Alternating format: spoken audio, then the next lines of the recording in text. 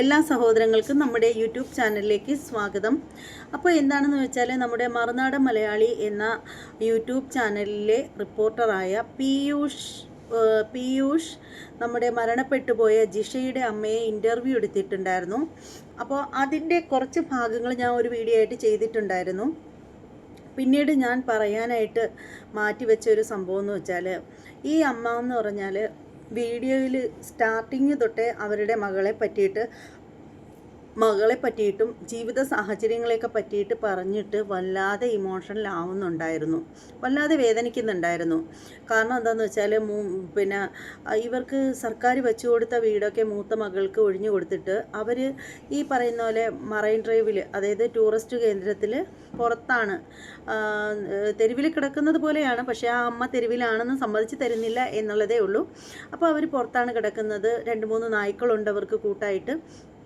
അവർ തന്നെ പറയുന്നുണ്ട്, അവർ രാത്രിയിൽ ഉറങ്ങാറില്ല. ശരിക്കും പറഞ്ഞാൽ അവർ ഉറങ്ങാറില്ല രാത്രിയിൽ. കാര്യം എന്താണെന്ന് വെച്ചാൽ അവർക്ക് പേടിയാണ് ഉറങ്ങാനായിട്ട്. അപ്പോൾ ഇരുന്നൊക്കെ വെളുപ്പിക്കുകയാണ് ചെയ്യുന്നത്. വെളുപ്പാങ്കാലത്ത് കിളികൾ കരഞ്ഞു തുടങ്ങുമ്പോഴാണ് ഒന്ന് മയങ്ങുന്നത് എന്നാണ് അവർ പറയുന്നത്. അപ്പോൾ ഭക്ഷണത്തിനും എല്ലാത്തിനും അവർ നന്നായിട്ട് ബുദ്ധിമുട്ടുന്നുണ്ട്. അവർക്ക് കിട്ടിയ പൈസകളൊന്നും, അവർക്ക് കിട്ടിയെന്ന് പറയപ്പെടുന്ന പൈസകളൊന്നും അവരുടെ കയ്യിലെത്തിയിട്ടില്ല എന്നൊക്കെ പറഞ്ഞിട്ട് അവർ കുറേ സങ്കടങ്ങളൊക്കെ പറയുന്നുണ്ടായിരുന്നു. അവരുടെ മകളുടെ കാര്യങ്ങൾ പറഞ്ഞ് നല്ലതായിട്ട് വിഷമിക്കുന്നുണ്ടായിരുന്നു. അതുപോലെ ഇത്രയും വർഷം പഴക്കമുള്ളൊരു കേസായിട്ടും മകളെ കൊന്നു എന്ന് പറയുന്ന ആളിന് ഇതുവരെയും തൂക്കുകയർ കൊടുക്കാത്തതിലും അവർക്ക് നല്ല സങ്കടം ഉണ്ടായിരുന്നു. അപ്പോൾ അതൊക്കെ നമ്മുടെ മറുനാടനിലെ പീയൂഷുമായിട്ട് അവർ പങ്കുവച്ചിട്ടുണ്ടായിരുന്നു. അപ്പോൾ ഇത്രയും സീരിയസ് ആയിട്ട് സംസാരിച്ചു കൊണ്ടിരിക്കുന്നതിൻ്റെ ഇടയിൽ ഈ അനവസരത്തിൽ എന്ന പോലെ പീയൂഷിൻ്റെ ചില ചോദ്യങ്ങൾ അത് എനിക്ക് അത്ര നന്നായിട്ട് തോന്നിയില്ല. അതുകൊണ്ട് തന്നെയാണ് ഞാനത് റിയാക്ട് ചെയ്യാമെന്ന് വിചാരിച്ചത്. സംഭവം ഇത്രയധികം വേദനിച്ച് നിൽക്കുന്ന ഒരമ്മയോട് നമ്മുടെ പീയൂഷ് ചോദിച്ച ചില ചോദ്യങ്ങൾ, അവർ അത്രയും സമയം, ഈ ഒരു വീഡിയോ അത്യാവശ്യം നല്ല ലെന്തുള്ളൊരു വീഡിയോ ആയിരുന്നു. അപ്പോൾ ആ ഒരു വീഡിയോയിൽ അത്രയും സമയം അവരുടെ മരിച്ചുപോയ മകളെക്കുറിച്ചിട്ടൊക്കെ പറഞ്ഞ് വല്ലാതെ വേദനിച്ച് സംസാരിക്കുന്ന അവരുടെ ജീവിത രീതികൾ, ഇപ്പോൾ അവരനുഭവിക്കുന്ന യാതനകൾ, ഇതൊക്കെ പറഞ്ഞുകൊണ്ടിരിക്കുന്നതിൻ്റെ ഇടയിൽ പുള്ളിക്കാരൻ ചോദിച്ച ഒരു ചോദ്യം, അത് നിങ്ങൾ കേട്ടോളൂ കേട്ടോ. അതായത് പീയൂഷ് ചോദിച്ചത് എന്താണെന്ന് വെച്ചാൽ, ബ്യൂട്ടി പാർലറിൽ ഇപ്പോൾ പോവാറുണ്ടോ എന്നാണ് ചോദിക്കുന്നത്. ഇങ്ങനെ നിൽക്കുന്ന ഒരമ്മയോട്, ഈ കോലത്തിൽ നിൽക്കുന്ന, ജീവിതത്തിൽ ശരിക്കും ഭക്ഷണം കഴിക്കണമെങ്കിൽ ഇട്ടാപ്പൊട്ടി എന്ന് പറയുന്നൊരു സാധനം, അതെന്താണെന്ന് എനിക്കറിയില്ല, ഇട്ടാപ്പൊട്ടി വിൽക്കുന്ന പൈസ കൊടുത്തിട്ടാണ് എന്തെങ്കിലും തിന്നുന്നത്. രാവിലെ ഒരു കട്ടൻ ചായ കുടിച്ചിട്ട് പൈസ ഉണ്ടെങ്കിൽ ഒരു കടിയും കൂടി മേടിച്ച് കഴിക്കും. അത് കഴിച്ചിട്ട് ഈ ഇട്ടാപ്പൊട്ടി വിൽക്കാനായിട്ട് അവിടെ വന്ന് ഇരുന്ന് കഴിഞ്ഞാൽ ചോറ് ഉച്ചയ്ക്ക് കിട്ടിയാലായി, കിട്ടിയില്ലെങ്കിലായി, പലയിടത്തും ചോദിക്കും. ചിലപ്പോൾ കിട്ടും, ചിലപ്പോൾ കിട്ടില്ല എന്ന് പറഞ്ഞ് അവരുടെ വേദനകൾ ഇവർ പറഞ്ഞ സമയത്ത് ഭയങ്കര നന്മമരമായിരുന്നുവെങ്കിൽ, ഭയങ്കര വേദനിപ്പിക്കുന്ന ഒരു ഹൃദയത്തിനുടമയാണ് ഈ പീയൂഷെങ്കിൽ, ഒരു 100 രൂപ എടുത്ത് കൊടുത്തിട്ട്, അമ്മേ ഇന്ന് നിങ്ങൾ ചോറ് കഴിച്ചോ, ഇത് കയ്യിൽ വെച്ചിരിക്കൂ എന്ന് പറഞ്ഞാൽ അതിനൊരു അന്തസ്സുണ്ടായിരുന്നു. ഇനി നിങ്ങൾ എന്ന് കരുതി ഇങ്ങനെ റിപ്പോർട്ടർമാർക്ക് ഇങ്ങനെ ഓരോരുത്തരെയും ഇൻ്റർവ്യൂ ചെയ്യേണ്ടേയും വിവരങ്ങൾ ശേഖരിക്കേണ്ടേയും ഒക്കെ ആവശ്യമായിട്ട് വരും. അപ്പോൾ ഈ പോകുന്നിടത്തൊക്കെ എല്ലാവർക്കും പൈസയൊന്നും കൊടുക്കാനൊന്നും പറ്റിയെന്ന് വരില്ല. അപ്പോൾ ആ പൈസയുടെ കാര്യം പോട്ടെ, പൈസ കൊടുക്കണ്ട. പക്ഷേ എന്നാൽ പോലും അവരുടെ ഇത്രയും വലിയ കഷ്ടപ്പാടുകളും സങ്കടങ്ങളും ഒക്കെ പറഞ്ഞുകൊണ്ടിരിക്കുമ്പോൾ തന്നെ അവരോട് ഇപ്പോൾ ബ്യൂട്ടി പാർലറിൽ പോകുന്നില്ലേ എന്നുള്ളൊരു ചോദ്യം പുത്തരിയിൽ കല്ല് കടിച്ചതുപോലെയാണ് എനിക്ക് ഫീൽ ചെയ്തത്. ശരിക്കും ആ ഒരു ചോദ്യം വേണ്ടിയിരുന്നില്ല. അതും നിങ്ങളെപ്പോലുള്ള ഇത്രയും കാര്യപ്രാപ്തിയുള്ള ഒരു റിപ്പോർട്ടറുടെ ഭാഗത്ത് നിന്ന് അത് വളരെ മോശമായി പോയി.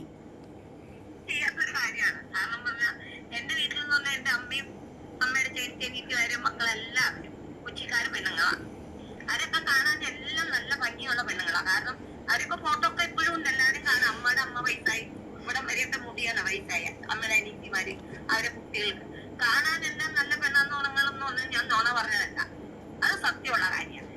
പക്ഷെ ഞാൻ ഇങ്ങനെ ഇരിക്കുന്നു പറഞ്ഞാൽ, ഞാൻ പറഞ്ഞല്ലോ, 5000 പേരുടെയും 3000 പേരുടെയും 4000 പേരുടെ സ്ഥലത്തൊക്കെ ഞാൻ നിന്ന് കത്തുന്ന തീയില് കലവറയിൽ കിടന്ന് അധ്വാനിച്ച് കഷ്ടപ്പെട്ടിട്ടുള്ള ആളാണ് എന്ന് എനിക്ക് പറയാൻ പറ്റില്ല. ഈ വെയിലത്ത് തീയിലൊക്കെ മുളച്ച് ജീവിച്ചു, വെയിലടിച്ച് കരിഞ്ഞു പോയത്, തീ അങ്ങനെ കരിഞ്ഞു പോയതാന്ന്. നിൽക്കേ ഒന്നുകൂടി കേൾപ്പിച്ചു തരാം. ഞാൻ കേട്ടതിൻ്റെ കുഴപ്പമാണല്ലോ. അന്നേരം അന്ന് ഇവിടെ ഇതിപ്പോ നിങ്ങൾ ചോദിക്കുന്നത് ഇപ്പൊ കുറേ പോയി. അതെന്ത് കുഴപ്പമില്ല, ഇതൊന്നും പറഞ്ഞ് എന്ത് കുഴപ്പമില്ല. പക്ഷെ ശരിക്കും പറഞ്ഞാൽ ഞാൻ ബ്യൂട്ടി പാർലറിൽ ഇന്ന് വരെ ഇങ്ങനെ സംഭവം ചെയ്തിട്ടുമില്ല. ഡൈ ചെയ്തെന്ന് പറഞ്ഞാൽ അതെനിക്ക് വലിയൊരു വിഷമം ഉണ്ടായി. ഒക്കെ ഇപ്പോഴും ഉണ്ട്, എല്ലാവരും കാണാം. അമ്മയുടെ അമ്മ വയസ്സായി, ഇവിടം വരെയൊക്കെ മുടിയാണ് വയസ്സായ അമ്മയുടെ അനിയത്തിമാര്, അവരെ കുട്ടികൾക്ക് കാണാനെല്ലാം നല്ല പെണ്ണാന്ന് ഉണങ്ങണമെന്ന് പറഞ്ഞാൽ ഞാൻ നോണ പറഞ്ഞതല്ല, അത് സത്യമുള്ള കാര്യമാണ്.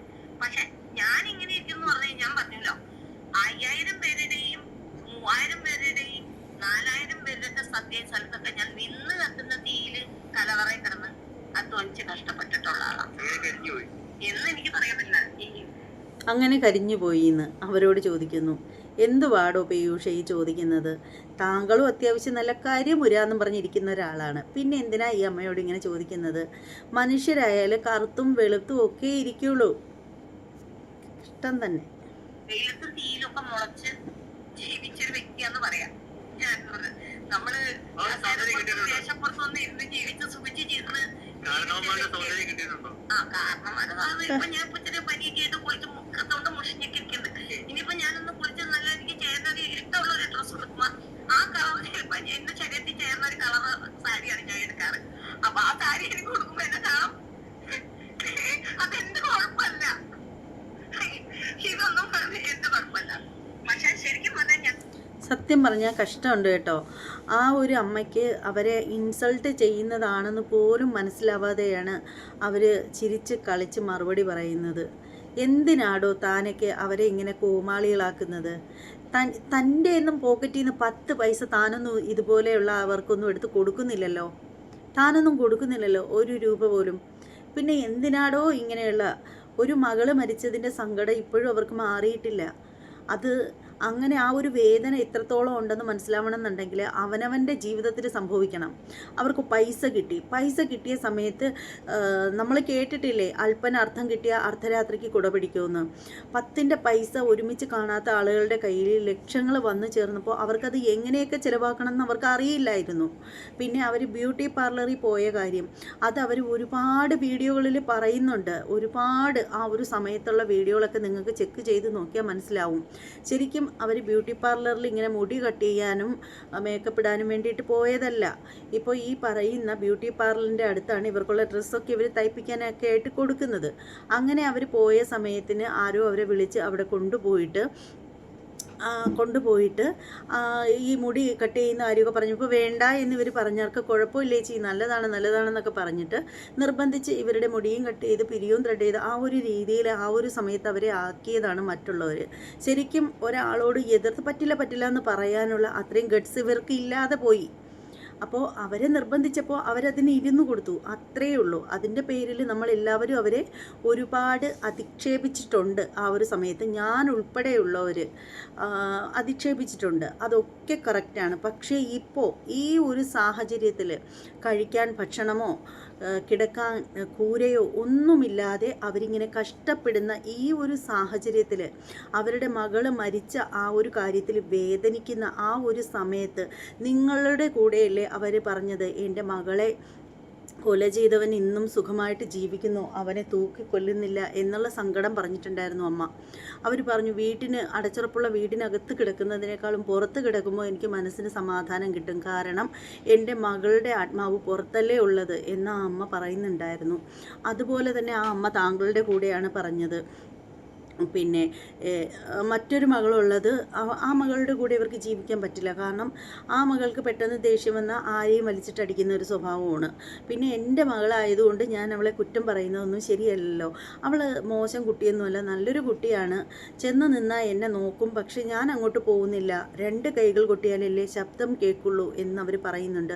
അതുപോലെ ഈ ഇട്ടാപ്പൊട്ടി എന്ന് പറയുന്ന സാധനം അതെന്താണെന്ന് എനിക്കറിയില്ല, ആ ഒരു സാധനം വിറ്റ് കിട്ടുന്ന പൈസയിൽ നിന്നാണ് അവർ ഭക്ഷണം കഴിക്കുന്നതെന്ന് പറഞ്ഞു. ചില ദിവസങ്ങളിൽ പറഞ്ഞാൽ അവർക്ക് രാവിലെ വെറും കട്ടൻ ചായയും പൈസ ഉണ്ടെന്നുണ്ടെങ്കിൽ ഒരു കടിയും കഴിച്ചിട്ടാണ് അവർ ഇത് വിൽക്കാനായിട്ടിരിക്കുന്നത്. ഉച്ചയ്ക്ക് ചിലപ്പോൾ ചോറ് പോലും കിട്ടില്ല. അതാണ് അവരുടെ അവസ്ഥ. ഇതൊക്കെ അവർ പറഞ്ഞു. എന്നിട്ടും അവർ കുറേ പണം കൊണ്ട് താന്ന് ആരോടും പറഞ്ഞിട്ടില്ല. അപ്പോൾ അവരുടെ ബുദ്ധിമോശം കൊണ്ട് അവരെ ചൂഷണം ചെയ്ത് ആ ഒരു സമയത്ത് സിനിമ പിടിക്കുന്നതിനെയൊക്കെ കുറിച്ചിട്ടൊക്കെ ഇവരോട് കുറേ ആളുകളൊക്കെ പറഞ്ഞ്, അപ്പോൾ അത് ഭയങ്കര സംഭവമാണെന്നൊക്കെ പറഞ്ഞ് തെറ്റിദ്ധരിപ്പിച്ച്. ഒന്നാമത്തെ കാര്യം, ഇവർക്ക് വിദ്യാഭ്യാസമില്ല, വിവരമില്ല. അപ്പോൾ മറ്റുള്ളവരെന്ത് പറഞ്ഞാലും അവരങ്ങ് വിശ്വസിച്ച് പോകും. അപ്പോൾ അതായത് 1000 രൂപയുടെ നോട്ട് ഒരുമിച്ച് കാണാത്ത ഒരു വ്യക്തിക്ക് കോടികൾ കിട്ടിയപ്പോൾ പെട്ടെന്ന് അത് എന്ത് ചെയ്യണമെന്നറിയാത്ത ആ ഒരു ഇത്, അന്നൊക്കെ അങ്ങനെ ഒരു അബദ്ധം പറ്റിയെന്ന് കരുതിയിട്ട് ലൈഫിൽ മൊത്തം അവർ കുറ്റം പറയുന്നത് ശരിയാണോ? ഒട്ടും ശരിയല്ല. അപ്പോൾ ഇവരുടേതായിട്ടുള്ള എല്ലാ സങ്കടങ്ങളും ഈ പീയൂഷിനോട് തുറന്ന് പറഞ്ഞു കഴിഞ്ഞു. കുറേ കാര്യങ്ങൾ പറഞ്ഞു, അവരുടെ സങ്കടങ്ങളൊക്കെ അവർ പറഞ്ഞു. അപ്പോൾ ഇതിൻ്റെ ഇടയിൽ പുത്തരിയിൽ കല്ല് കടിച്ചതുപോലെ പീയൂഷ് ബ്യൂട്ടി പാർലറിൽ പോവാറുണ്ടോ, ബ്യൂട്ടീഷ്യൻ ചെയ്യാറുണ്ടോ, കലവറയിൽ അവർ ജോലി ചെയ്ത് അവർ കഷ്ടപ്പെട്ടിട്ടുള്ള കാര്യവും കളറൊക്കെ അങ്ങനെ മങ്ങിയെന്ന് പറഞ്ഞപ്പോൾ ഉടനെ അങ്ങനെയാണോ ഇങ്ങനെ കരിഞ്ഞു പോയത്? എന്തുവാടോ ഈ ചോദ്യങ്ങൾ? താങ്കൾക്കൊരിത്തിരി വിവരവും വിദ്യാഭ്യാസമൊക്കെ ഉള്ള ആളല്ലേ, അതിൻ്റേതായ ഒരു പക്വത കാണിച്ചൂടെ? ഇങ്ങനെ പറയാനാണെങ്കിൽ താങ്കൾ നല്ല കറുത്ത ഒരാളാണല്ലോ എന്ന് കരുതിയിട്ട് താങ്കളെ കരിഞ്ഞവനെന്ന് ആരെങ്കിലും പറഞ്ഞാൽ താങ്കൾക്കത് ഇഷ്ടപ്പെടുമോ? ആരെയും ഇങ്ങനെ ഇൻസൾട്ട് ചെയ്യുന്നത് ശരിയല്ല. സാധാരണ ഇങ്ങനെയൊക്കെയുള്ള കാര്യങ്ങളൊക്കെ ചെയ്യുന്നതെന്ന് വെച്ചാൽ നമ്മുടെ മാസ്റ്റർ ബ്രെയിൻ ചാനലിലെ ബിനോയ് കുഞ്ഞുമോനാണ് ഇതുപോലെയുള്ള മണ്ടത്തരത്തിലുള്ള ചോദ്യങ്ങളൊക്കെ പലരിടത്തും ഇതുപോലെ ഇൻ്റർവ്യൂ ചെയ്യാനൊക്കെ മരണ വീട്ടിലൊക്കെ ചെന്നിട്ട് പരിസരബോധം ഇല്ലാത്ത പോലെയൊക്കെ ഇതുപോലെയുള്ള ചോദ്യങ്ങളൊക്കെ ചോദിക്കുന്നത്. ഇത് താൻ അവരെ പോലും കടത്തി വെട്ടിക്കഴിഞ്ഞല്ലോടോ. ഷാജിൻസ്കറിയ എന്ന് പറയുന്ന ആ ഒരു മനുഷ്യൻ്റെ ചാനലിലുള്ള ഒരാളല്ലേ താനും? അദ്ദേഹത്തിൻ്റെ ചാനലിലല്ലേ നിങ്ങൾ വർക്ക് ചെയ്യുന്നത്? ശരിക്കും താൻ പറയുന്ന ഈ മണ്ടത്തരങ്ങളൊക്കെ കേട്ട് കഴിഞ്ഞാൽ അദ്ദേഹം ഒന്നും പറയാണ്ടിരിക്കുമോ എന്നെനിക്ക് അറിയില്ല. എന്തായാലും വളരെ മോശമായിട്ടുണ്ട് പീയൂഷേ. ബ്യൂട്ടി പാർലറിൽ ഇന്ന് വരെ ഇങ്ങനെ സംഭവം ചെയ്തിട്ടുമില്ല. ഡൈ ചെയ്തെന്ന് പറഞ്ഞു കഴിഞ്ഞാൽ അതെനിക്ക് വലിയൊരു വിഷമം ഉണ്ടാക്കി എന്ന് പറയാൻ കാരണം കുറേശ്ശെ നഷ്ടത്തുണ്ടായുള്ളൂ അന്ന്. അപ്പൊ കൊച്ചു വെച്ചപ്പോ നമുക്ക് ആ സമയത്ത് ഇവിടെ സൗന്ദര്യം വർദ്ധിച്ച് വീട്ടിലിരിക്കാൻ പറ്റൂല. അത് നിങ്ങളൊന്നല്ല ഞാനൊന്നല്ല ആരായാലും മുഷിഞ്ഞ വയസ്സൊക്കെയാണ് നമ്മളെ ഫോണിൽ നോക്കുള്ളൂ. ഏത് ക്യാമറയിലും ഫോട്ടോ എടുത്താലും അപ്പൊ നിങ്ങളുടെ ഫോണും ഭയങ്കര പ്രായമായി കൊള്ളില്ല, അത്ര രീതിയിലൊക്കെ തോന്നുള്ളൂ. പക്ഷെ നമ്മൾ ഇതൊക്കെ കഴിഞ്ഞ് കഴിയുമ്പോ നമ്മൾ പഴയതുപോലെ വീണ്ടും നല്ല വസ്ത്രപ്പെട്ട് നല്ല ഞങ്ങളൊക്കെ കഴിച്ചു തുടങ്ങുമ്പോ നമുക്ക് കോലം പറ്റണം. നമ്മുടെ കുഴപ്പമല്ലാതെ 10 മാസം നൊന്ന് പ്രസവിച്ച ഗർഭപാത്രത്തിനോട് വേണം ഇത് ചോദിക്കാൻ, എന്നോടല്ല. ശരിയല്ലേ? അമ്മമാരാണ് നമ്മള്, അച്ഛന്മാരും കൂടിയാണ് നമ്മളെ സൃഷ്ടിക്കുന്നത്. ചിലപ്പോ അച്ഛന് സൗന്ദര്യം ഉണ്ടാവാം, അമ്മ എടുത്തതാവാം. ഇതിപ്പോ ശരിക്കും പറഞ്ഞു കഴിഞ്ഞാൽ ഒരു ഒന്നും കൂട്ടി മുറുക്കാൻ തന്നു കഴിഞ്ഞാൽ ആ ഒന്നും കൂട്ടി തന്നെ മുറുക്കാൻ ഒന്ന് ചവച്ച് രണ്ടാളെ കൊണ്ട് വെച്ച് മുറുക്കിച്ച് കഴിഞ്ഞാൽ ആ ഒരാൾ ആദ്യം തുപ്പിക്കണം, മറ്റാളെ രണ്ടാമത് തുപ്പിക്കണം. ഈ രണ്ടാളും തുപ്പുന്ന തേന്മാവിൻ കൊമ്പത്ത് സിനിമ അല്ലേ മച്ചി? മുറുക്കാൻ തിന്നു കഴിഞ്ഞാൽ രണ്ടാളും മുറുക്കി കഴിഞ്ഞ തുപ്പണ ചൊപ്പല്ലേ. അപ്പൊ എന്ന് പറഞ്ഞതുപോലെയാണ് നമ്മൾ ജനിക്കുമ്പോ നിങ്ങളൊക്കെ കണ്ടിട്ടുണ്ടോ, ഓർക്കണ്ടോ? നിങ്ങളുടെ വീട്ടിലെ ചേട്ടത്തി അനിയത്തിമാര് കൂടുന്ന അനിയന്മാരോ സഹോദരങ്ങളോ അവരെ പെണ്ണുങ്ങളൊക്കെ ഗർഭിണിയായി കുഞ്ഞുങ്ങളെ പ്രസവിച്ച് ഭൂമിയിലേക്ക് ഇങ്ങോട്ട് വരുമ്പോ ആ കുട്ടികളുടെ കളർ എന്താ അല്ലേ? ആ ജനിക്കുമ്പോ ഉള്ള ആ കുട്ടി ഇവിടെ ഈ ഭൂമിയിൽ ഉണ്ടോ? ആരെങ്കിലും ഉണ്ടോ? പറയാൻ പറ്റുമോ നിങ്ങൾക്ക്? നമ്മൾ ഭൂമിയിലേക്ക് ഇങ്ങനെ പിറന്ന അമ്മമാരുടെ കയ്യിൽ കിട്ടുമ്പോ ആ പ്രായത്തിലുള്ള ആ കൊച്ചുങ്ങൾ എവിടെയാ?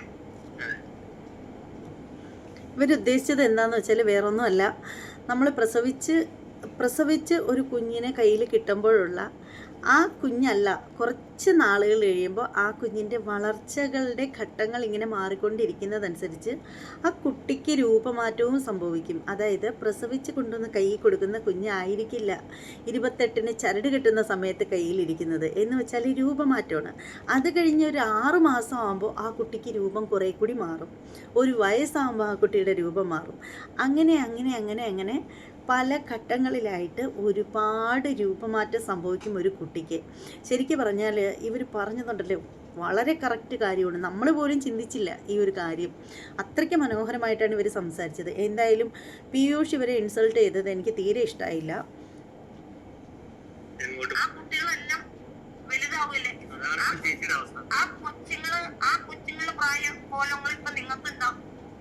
കുഞ്ഞായിട്ടിരിക്കുന്ന സമയത്താണോ നിങ്ങളിപ്പോ ഇരിക്കണേ എന്ന് പറയുന്നത് പോലെ തന്നെയാണ് എന്റെ കാര്യം.